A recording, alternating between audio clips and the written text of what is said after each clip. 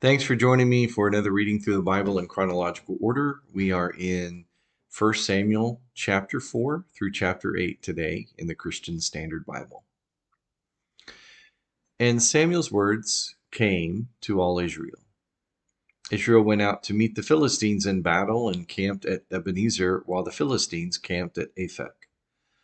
The Philistines lined up in battle formation against Israel, and as the battle intensified, Israel was defeated by the Philistines, who struck down about 4,000 men on the battlefield.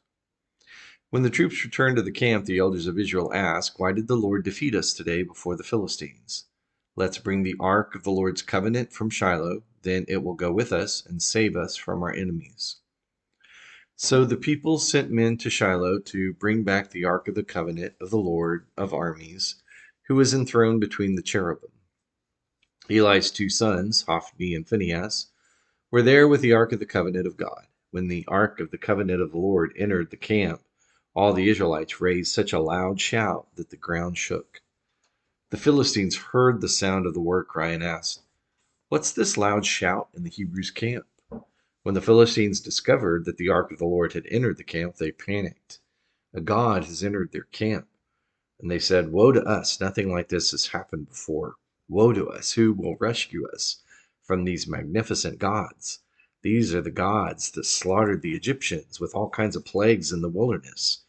Show some courage and be men, Philistines, otherwise you'll serve the Hebrews just as they served you. Now be men and fight." So the Philistines fought, and Israel was defeated, and each man fled to his tent. And the slaughter was severe. 30,000 of the Israelite foot soldiers fell. The ark of God was captured, and Eli's two sons, Hophni and Phinehas, died. That same day, a Benjamite ran from the battle and came to Shiloh. His clothes were torn, and there was dirt on his head. And when he arrived, there was Eli sitting on his chair beside the road waiting, because he was anxious about the ark of God.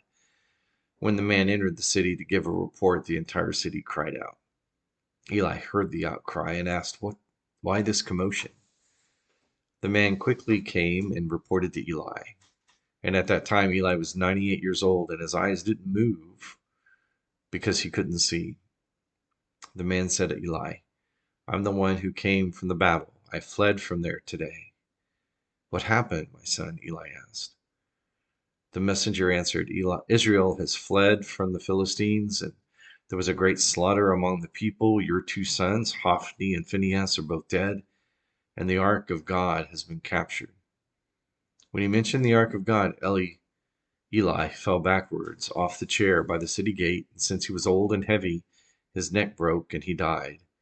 Eli judged Israel 40 years. Eli's daughter-in-law, the wife of Phinehas, was pregnant and about to give birth. When she heard the news about the capture of God's ark and the deaths of her father-in-law and her husband, she collapsed and gave birth because her labor pains came on her. As she was dying, the woman taking care of her said, "Don't be afraid, you've given birth to a son." But she did not respond or pay attention. She named the boy Ichabod, saying, "The glory has departed from Israel," referring to the capture of the ark of God and to the deaths of her father-in-law and her husband. "The glory has departed from Israel," she said, "because the ark of God has been captured." After the Philistines had captured the ark of God, they took it from Ebenezer to Ashdod and brought it into the temple of Dagon and placed it next to his statue. When the people of Ashdod got up the next morning, there was Dagon fallen with his face to the ground before the ark of the Lord. And so they took Dagon and returned him to his place. But when they got up early the next morning, there was Dagon fallen with his face to the ground before the ark of the Lord. This time, Dagon's head and both of his hands were broken off and lying on the threshold. Only Dagon's torso remained. That is why, still today, the priests of Dagon and everyone who enters the temple of Dagon in Ashdod do not step on Dagon's threshold. The Lord's hand was heavy on the people of Ashdod. He terrified the people of Ashdod and its territory and afflicted them with tumors. When the people of Ashdod saw what was happening, they said, "The ark of Israel's God must not stay with us, because his hand is strongly against us and our god Dagon." So they called all the Philistine rulers together and asked, "What shall we do with the ark of Israel's God?" The ark of Israel's God should be moved to Gath, they replied. So they moved the ark of Israel's God, and after they had moved it, the Lord's hand was against the city of Gath, causing a great panic. He inflicted the people of the city, from the youngest to the oldest, with an outbreak of tumors. The people of Gath then sent the ark of God to Ekron. But when it got there, the Ekronites cried out, "They've moved the ark of Israel's God to us to kill us and our people." So the Ekronites called all the Philistine rulers together. They said, "Send the ark of Israel's God away. Let it return to its place so it won't kill us and our people." For the fear of the death pervaded the city. God's hand was oppressing them. And those who did not die were afflicted with tumors, and the outcry of the city went up to heaven. When the ark of the Lord had been in Philistine territory for 7 months, the Philistines summoned the priests and the diviners and pleaded, "What should we do with the ark of the Lord? Tell us how we can send it back to its place." They replied, "If you send the ark of Israel's God away, do not send it without an offering. Send back a guilt offering to him, and you will be healed. Then the reason his hand hasn't been removed from you will be revealed." They asked, "What guilt offering should we send back to him?" And they answered, 5 gold tumors and 5 gold mice, corresponding to the number of Philistine rulers, since there was one plague for both you and your rulers. Make images of your tumors and of your mice that are destroying the land. Give God glory to Israel's God, and perhaps he will stop oppressing you, your gods, and your land. Why harden your hearts as the Egyptians and Pharaoh hardened theirs? When he afflicted them, didn't they send Israel away, and Israel left?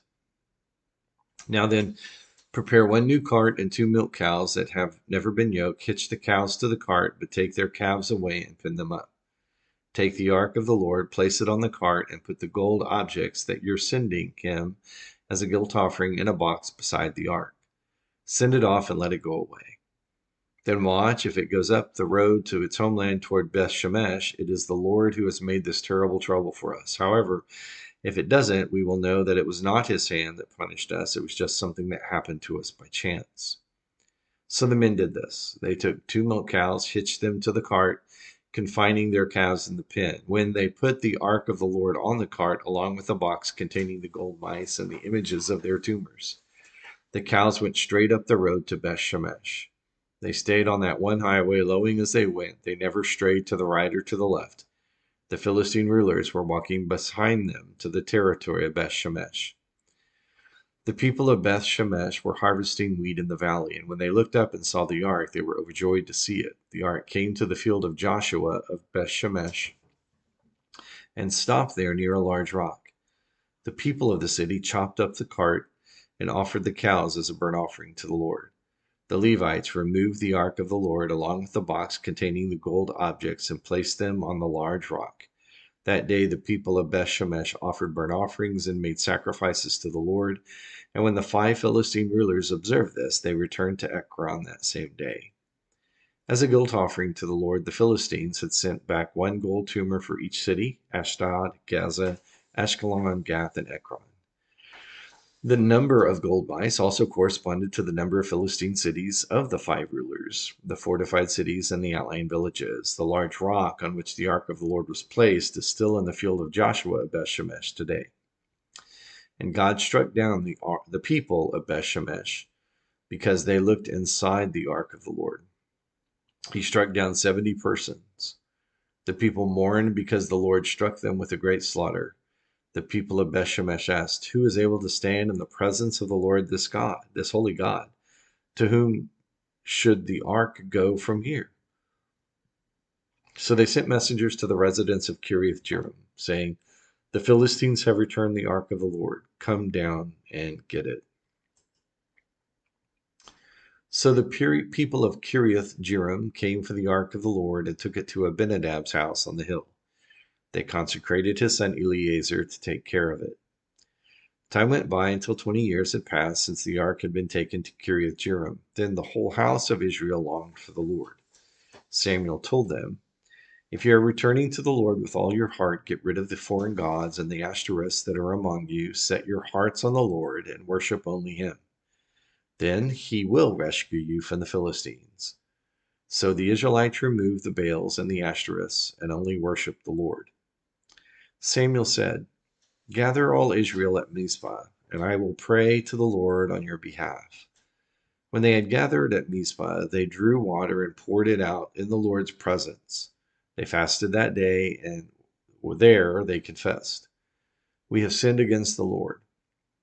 And Samuel judged the Israelites at Mizpah. When the Philistines heard that the Israelites had gathered at Mizpah, their rulers marched up toward Israel. When the Israelites heard about it, they were afraid because of the Philistines. The Israelites said to Samuel, "Don't stop crying out to the Lord our God for us, so that he will save us from the Philistines." Then Samuel took a young lamb and offered it as a whole burnt offering to the Lord. He cried out to the Lord on behalf of Israel, and the Lord answered him. Samuel was offering the burnt offering as the Philistines approached to fight against Israel. The Lord thundered loudly against the Philistines that day and threw them into such confusion that they were defeated by Israel. Then the men of Israel charged out of Mizpah and pursued the Philistines, striking them down all the way to a place below Bethkar. Afterward, Samuel took a stone and set it upright between Mizpah and Shin. He named it Ebenezer, explaining, "The Lord has helped us to this point." So the Philistines were subdued and did not invade Israel's territory again. The Lord's hand was against the Philistines all of Samuel's life. The cities from Ekron to Gath, which they had taken from Israel, were restored.